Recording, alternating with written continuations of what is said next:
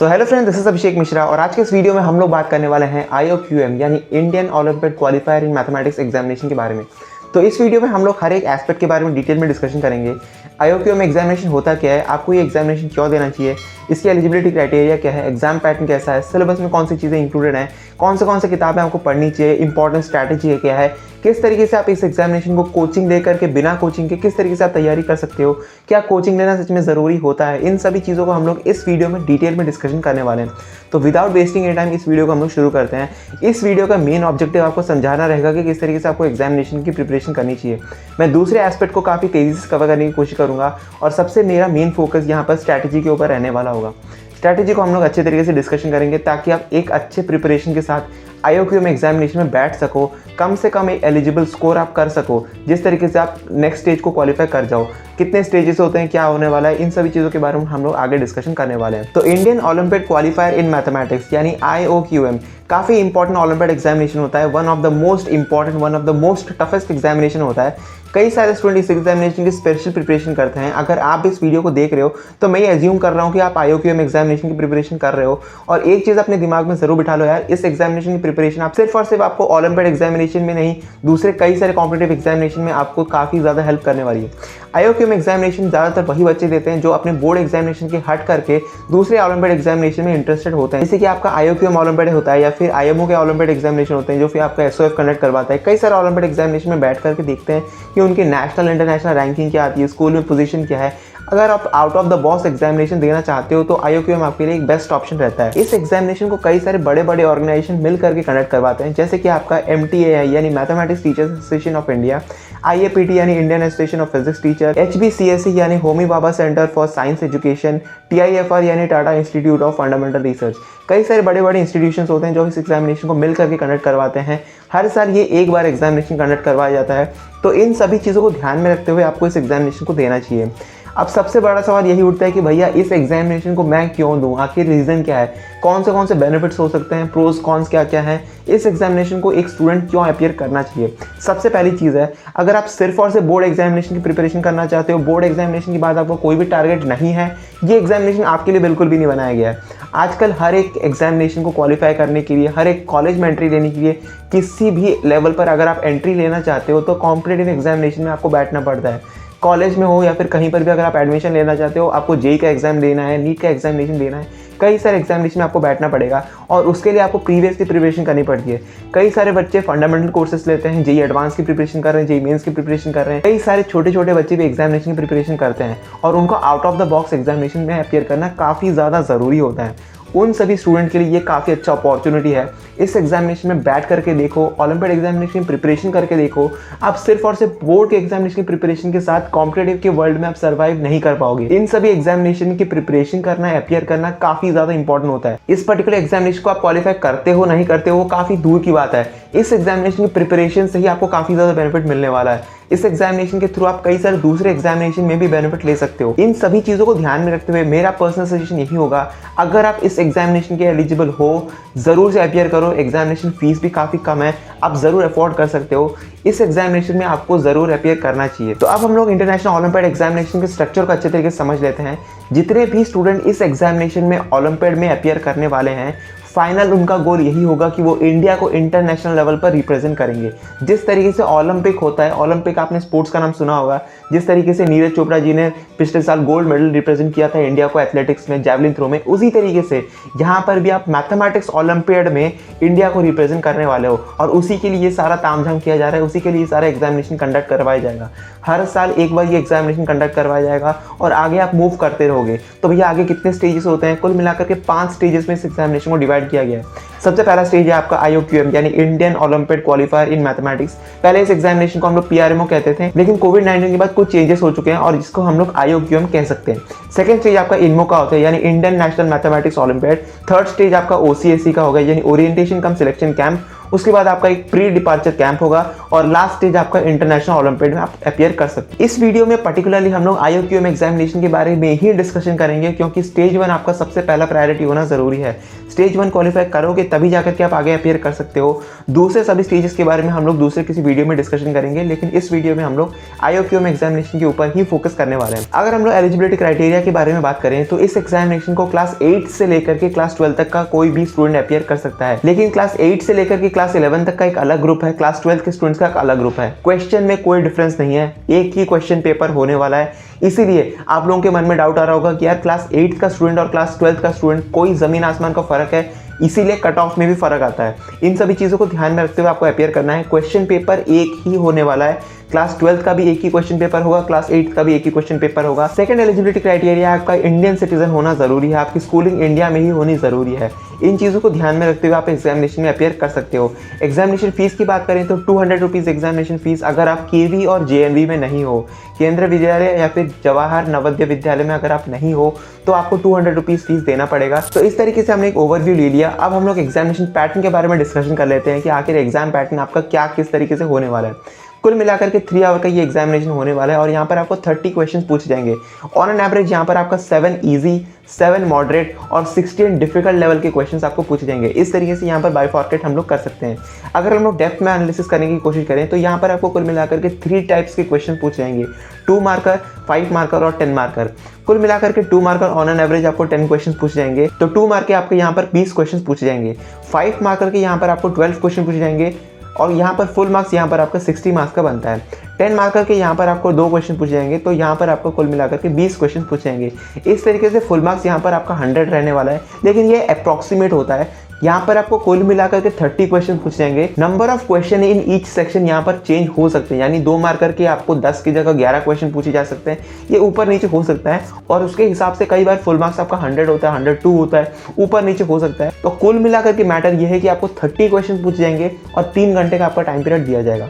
इस एग्जामिनेशन में कोई भी नेगेटिव मार्किंग नहीं है, ऑफलाइन में आपको ये एग्जामिनेशन देना है और यहाँ पर हर एक क्वेश्चन का आंसर इंटीजर में होने वाला है, यानी 0 से लेकर के 99 के बीच में आप कोई भी आंसर दे सकते हो। इस हिसाब से आपको हर एक क्वेश्चन का आंसर देना है। यहाँ पर कोई भी ऑप्शन नहीं दिया जाएगा, क्वेश्चन आपको सॉल्व करना है और आपको इंटीजर में ही आंसर देना है। होपफुली आपको एग्जामिनेशन का स्ट्रक्चर अच्छी तरीके से समझ में आ गया होगा। अब हम लोग सिलेबस के बारे में डिस्कशन कर लेते हैं। यहाँ पर क्लास 8 से लेकर क्लास 12 तक का सिलेबस कंप्लीटली सेम है, यहाँ पर कोई भी चेंज नहीं दिया गया है। अभी आप स्क्रीन पर पूरे का पूरे सिलेबस देख सकते हो, कौन से इंपॉर्टेंट टॉपिक्स हैं, PNC है, नंबर सिस्टम है, कई सारे टॉपिक्स यहाँ पर दिए गए हैं। अगर आप चाहो तो वीडियो पॉज करके स्क्रीनशॉट ले सकते हो। अगर आप चाहो तो नीचे डिस्क्रिप्शन बॉक्स में आपको लिंक गिवन है, सिलेबस जाकर के अच्छे तरीके से एनालिसिस कर सकते हो। वीडियो देखने के बाद आप अच्छे तरीके से एनालिसिस करके अपनी एग्जामिनेशन की तैयारी अच्छे तरीके से कर सकते हो। On an average all India level के टॉप 600 स्टूडेंट जो IOQM में होंगे उनको इनमो के लिए क्वालिफाई कर दिया जाएगा। इस साल 623 स्टूडेंट्स को क्वालिफाई किया गया है, तो हम लोग ले सकते हैं कि ऑन एन एवरेज 600 ± 50 का एवरेज रहता है। उसी हिसाब से आपको अपनी प्रिपरेशन करनी चाहिए। सेकंड इंपॉर्टेंट फैक्टर रहता है कि भैया कट ऑफ कितना रहता है। यहीं पर पॉइंट आता है कि कट ऑफ क्लास 8 से लेकर के क्लास 11 तक का एक होगा, कट ऑफ क्लास 12 तक के स्टूडेंट्स का अलग होगा, क्योंकि हर एक स्टूडेंट यहाँ पे अपेयर कर रहा है, इसलिए यहाँ पर 2 ग्रुप में डिवाइड किया गया है।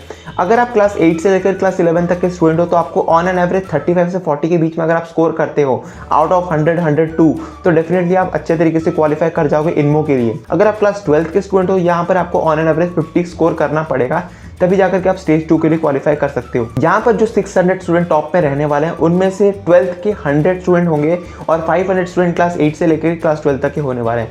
यहाँ पर रीजनल कट ऑफ भी होता है, यानी अपने रीजन के हिसाब से कुछ स्टूडेंट को सिलेक्ट किया जाएगा। जैसे कि मिनिमम ऑफ 25 स्टूडेंट, हर एक रीजन से कम 12 स्टूडेंट सिलेक्ट होंगे जो क्लास 8 से लेकर क्लास 11 तक के होंगे और मिनिमम ऑफ 5 स्टूडेंट क्लास 12 तक के होंगे। यहाँ पर गर्ल्स का भी कोटा है। ऑन एन एवरेज अगर आप 35 से 50 के बीच में स्कोर करते हो डेफिनेटली आप क्वालिफाई कर सकते हो। आप एक सेफ स्कोर में हो तो ट्राई करना है कि आपको टारगेट करना है कम से कम 40+40-50 के बीच में अगर आप स्कोर करोगे डेफिनेटली आप एग्जामिनेशन में क्वालिफाई कर सकते हो। यहाँ पर कई सारे टॉपिक्स ऐसे हैं जो आपको 11th और 12th में पढ़ाए जाएंगे, तो भैया किस तरीके से क्लास 8, 9 और 10 के स्टूडेंट इस एग्जामिनेशन की प्रिपरेशन कर सकते हैं।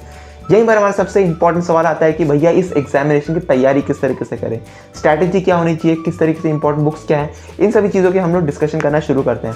सबसे पहला पॉइंट है आपको सिलेबस समझ में आना काफ़ी ज़्यादा ज़रूरी है। सिलेबस एनालिसिस काफ़ी इंपॉर्टेंट पॉइंट है। यहाँ पर कई सारे टॉपिक्स ऐसे हैं जो आप क्लास 8 से पढ़ते आ रहे हो, और कई सारे टॉपिक्स जैसे कि आपका पीएनसी हो जाता है, ये सारे के सारे क्लास 11 के टॉपिक्स हैं। इन सभी चीज़ों को अच्छे तरीके से एनालिसिस करते हुए ही आपको कवर करना ज़रूरी है। कई बार ऐसे क्वेश्चंस भी होते हैं जहाँ पर मोर देन 2 कॉन्सेप्ट को हम लोग एनालिसिस करते हैं, जैसे कि पीएनसी और बाइनरी का कॉम्बिनेशन एक क्वेश्चन में आ गया, या फिर नंबर सिस्टम और पीएनसी का एक कॉम्बिनेशन में क्वेश्चन बन सकता है। कई सारे कॉम्बिनेशन वाले कॉन्सेप्ट्स को भी हम लोग यूज़ कर सकते हैं, इसीलिए आपको एक बेसिक नॉलेज होना काफ़ी ज़्यादा ज़रूरी है। स्ट्रैटेजी का सबसे पहला और सबसे इंपॉर्टेंट पॉइंट होता है कि आपके बेसिक्स क्लियर होने ज़रूरी हैं। बेसिक्स क्लियर के लिए सबसे पहले आपको एनसीईआरटी से ही जानिए। अगर आप IOQM एग्जामिनेशन के बारे में पहले से कुछ नहीं जानते हो, कोई भी तैयारी आपकी नहीं है, तो मैं सबसे पहले आपको एनसीईआरटी करने के लिए ही कहूँगा। एनसीईआरटी से आपको धीरे धीरे ऊपर जाना है। NCERT, RD Sharma, RS Agarwal, ये सारे के सारे आपके बेसिक्स कॉन्सेप्ट को अच्छे तरीके से क्लियर करने में काफ़ी ज़्यादा हेल्प करने वाले हैं। अगर हम लोग इंपॉर्टेंट बुक्स के बारे में बात करें तो सबसे पहले यहाँ पर आपकी आयरन की सीरीज़ आ जाती है।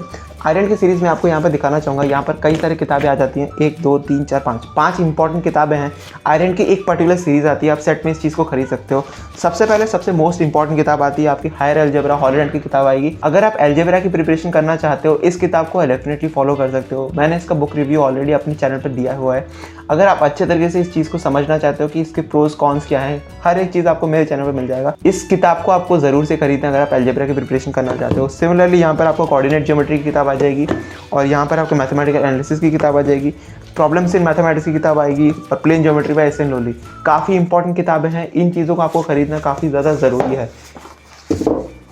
ये पूरा का पूरा सेट आपको डेफिनेटली हेल्प करने वाला है। इस सेट को खरीद लो, ज़्यादा कॉस्ट नहीं आता है। ओलंपियाड लेवल की प्रिपरेशन के लिए ये आपके सबसे बेसिक किताबें होने वाली है। इसके अलावा आप पाथफाइंडर की किताबों को भी फॉलो कर सकते हो। पाथफाइंडर की किताबें काफ़ी ज़्यादा इंपॉर्टेंट होती है। मैथमेटिक्स ओलंपियाड की पाथफाइंडर की किताब आएगी।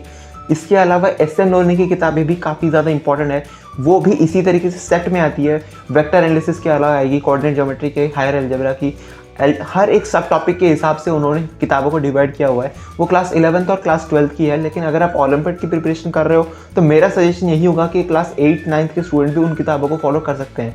इन किताबों को कोई भी स्टूडेंट फॉलो कर सकता है, क्लास 8 का हो, 9th का हो, 10th का हो, डेफिनेटली हेल्प करने वाले हैं। जितना आप जल्दी इन चीज़ों को खरीद करके सॉल्व करना शुरू करोगे, आप इन किताबों से उतना ही ज़्यादा एक्वेंटेड हो जाओगे। इन किताबों को एक बार नहीं, 2 बार नहीं, बार बार सॉल्व करो, नोट्स बनाते हुए पढ़ना शुरू करो। यहाँ पे भी काफ़ी अच्छे तरीके से चीज़ों को फॉर्मूला वाइज एक्सप्लेन किया हुआ है।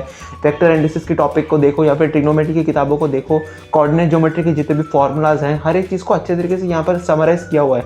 लेकिन मेरा सजेशन यही होगा कि आप खुद से नोट्स बनाओ और उनको अच्छे तरीके से पढ़ना शुरू करो। कैलकुलस के टॉपिक्स वगैरह आप सॉल्व करना चाहते हो, उन चीज़ों को भी अच्छे तरीके से देखो। काफ़ी इंपॉर्टेंट टॉपिक्स हैं, आपको डेफिनेटली हेल्प करने वाले हैं। ये तो हमने किताबों की बात कर ली। इसके अलावा आपको किस तरीके से तैयारी करनी है, नेक्स्ट इंपॉर्टेंट, सबसे इंपॉर्टेंट पॉइंट आता है आपका previous year question paper. Link आपको नीचे डिस्क्रिप्शन बॉक्स में मिल जाएगा, जाकर के प्रीवियस ईयर क्वेश्चन पेपर को डाउनलोड करो और पढ़ना शुरू करो। IOQM एग्जामिनेशन रिसेंटली हुआ है, लेकिन उससे पहले इस एग्जामिनेशन को PRMO कहा जाता था, pre regional mathematics olympiad examination. उसके बाद RMO होता था, और इस तरीके से हम लोग आगे जाते थे। PRMO, RMO, INMO, इस तरीके से हम लोग आगे मूव करते थे। इसीलिए PRMO या फिर IOQM एग्जामिनेशन का लेवल लगभग सेम रहता है। तो अगर आप प्रिपरेशन करना चाहते हो, प्रीवियस ईयर के क्वेश्चंस या फिर कहीं से भी अगर आप अरेंज कर सकते हो, उन चीज़ों को अच्छे तरीके से सॉल्व करो। नेक्स्ट सबसे इंपॉर्टेंट सवाल यही आता है कि भैया हम लोग कोचिंग के बिना प्रिपरेशन कर सकते हैं क्या? अगर हम लोग कोचिंग नहीं जाते, हम लोग प्रिपरेशन कर सकते हैं। सबसे पहले मैं आपको डाउट क्लियर कर देना चाहता हूँ कि अगर एक स्टूडेंट कोचिंग लेता है, डेफिनेटली उसको थोड़ा एज मिलता है, उसको डेफिनेटली थोड़ा हेल्प मिल जाएगा। लेकिन अगर आप कोचिंग नहीं लेते हो, मेरा सजेशन यही होगा कि ट्राई करो, कहीं से भी आप मटेरियल अरेंज कर सकते हो क्या। अगर आप कहीं से भी किसी भी रिनाउंड कोचिंग सेंटर, जैसे कि आपका रेजोनेंस हो जाता है, फिटजी हो जाता है, किसी भी रिनाउंड कोचिंग सेंटर का अगर आप मटेरियल कहीं से भी अरेंज कर सकते हो, किसी सीनियर से, अपने दोस्त से, मटेरियल अगर आप फंडामेंटल कोर्स का कहीं से भी आप अरेंज कर सकते हो, आपको काफ़ी ज़्यादा हेल्प मिलने वाला है, क्योंकि वो लोग अच्छे तरीके से जानते हैं कि किस तरीके से क्वेश्चंस होता है। अगर आप सेल्फ प्रिपरेशन करना चाहते हो, मैं आपको गारंटी दे सकता हूँ कि कई सारे स्टूडेंट ऐसे भी होते हैं जो विदाउट कोचिंग भी क्वालिफाई करते हैं। आप मिथ में बिल्कुल मत रहना, क्वालिफाई नहीं करते हैं, डेफिनेटली आप कर सकते हो किताबों को, लेकिन आपको ज़्यादा मेहनत करनी पड़ेगी। हर एक एस्पेक्ट को आपको अच्छे तरीके से एनालिसिस करना पड़ेगा, क्योंकि आपके साथ कोई मेंटोर नहीं है। आपको खुद से ही इन सभी चीज़ों को एनालिसिस करनी है, आपको प्रीवियस क्वेश्चन देना है, सिटिंग लेनी है, एक एक क्वेश्चन पेपर सॉल्व करके खुद से देखो कि आप कहाँ पर अटक रहे हो, प्रॉब्लम क्या है। जिस तरीके से आप आगे मूव करते जाओगे क्वेश्चंस आपको उतना ही ज़्यादा सिंपल लगने लगेगा और आप डेफिनेटली स्कोर कर सकते हो। घबराना बिल्कुल भी नहीं है, डेफिनेटली ये काफ़ी ज़्यादा डिफिकल्ट एग्जामिनेशन है, लेकिन मेरा सजेशन यही होगा कि एक बार आप बैटल में उतर करके देखो। अगर आप हार भी जाते हो, क्वालिफाई नहीं भी करते हो, ये प्रिपरेशन आपको कहीं ना कहीं पर आगे ज़रूर हेल्प करने वाला है। इसके अलावा भी कई सारे ओलंपियाड एग्जामिनेशन होते हैं, सिल्वर जोन का होता है, SOF का होता है, कई सारे एग्जामिनेशन होते हैं जहाँ पर ये कॉन्सेप्ट आपको ज़रूर हेल्प करने वाला है। अगर आपको मैथमेटिक्स से लव है, मैथमेटिक्स सॉल्व करना आपको पसंद है, मेरा सजेशन यही होगा इस एग्जामिनेशन को ज़रूर अपियर करो, बहुत ज़्यादा हेल्प करने वाला है। इसी तरीके से हम लोग आने वाले वीडियोस में दूसरे ओलंपियाड एग्जामिनेशन, दूसरे बुक रिव्यूज़ के बारे में डिस्कशन करेंगे। अगर आपको ये वीडियो पसंद आया तो अपने दोस्तों के साथ ज़रूर शेयर करो, क्योंकि ये एग्जामिनेशन के बारे में कई सारे स्टूडेंट को पता नहीं रहता है। अगर ये वीडियो आपको इन्फॉर्मेटिव लगा हो तो प्लीज़ वीडियो को शेयर ज़रूर कर